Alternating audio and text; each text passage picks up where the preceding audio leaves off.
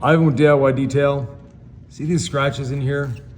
Well, they're not really scratches. They're transfer from your nails. And you don't need to polish to get them out. I have a brand new towel. You take it out of the package. This is not a trick. I take a corner of the towel, put it on my finger. I take our tree sap remover. Yes, you heard it here. Tree sap remover. A few sprays on the towel, and watch this.